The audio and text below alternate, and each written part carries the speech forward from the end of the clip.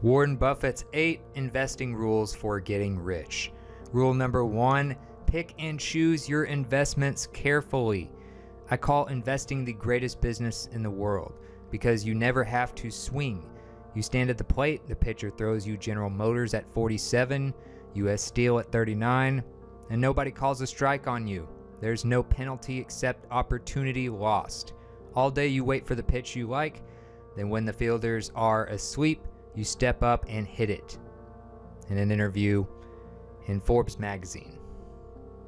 An investor should act as though he had a lifetime decision card with just 20 punches on it. If you aren't willing to own a stock for 10 years, don't even think about owning it for 10 minutes. Put together a portfolio of companies whose aggregate earnings march upward over the years, and so also will the portfolio's market value. I never attempt to make money on the stock market. I buy on the assumption that they could close the market the next day and not reopen it for 5 years. Rule number 2, invest in companies that you love. Buy into a company because you want to own it, not because you want the stock to go up.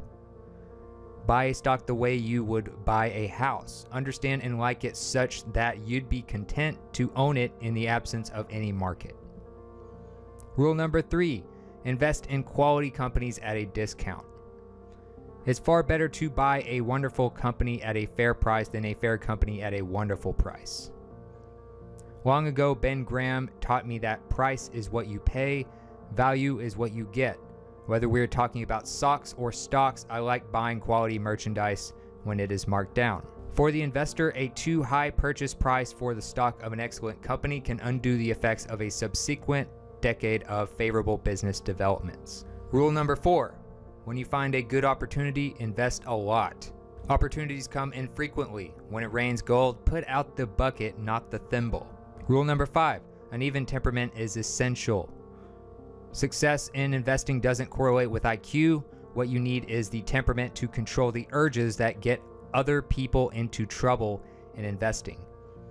The most important quality for an investor is temperament, not intellect. You need a temperament that neither derives great pleasure from being with the crowd or against the crowd. Rule number 6, look for long-term competitive advantages. The key to investing is not assessing how much an industry is going to affect society or how much it will grow, but rather determining the competitive advantage of any given company and, above all, the durability of that advantage. Rule number 7, don't listen to predictions or outside noise.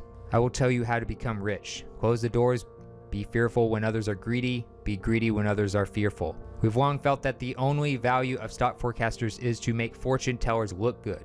Even now, Charlie and I continue to believe that short-term market forecasts are poison and should be kept locked up in a safe place, away from children and also from grown-ups who behave in the market like children.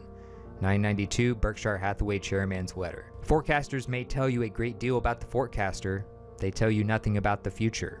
If past history was all that is needed to play the game of money, the richest people would be librarians. Investors should be skeptical of history-based models, constructed by a nerdy-sounding priesthood using esoteric terms such as beta, gamma, sigma, and the like. These models tend to look impressive.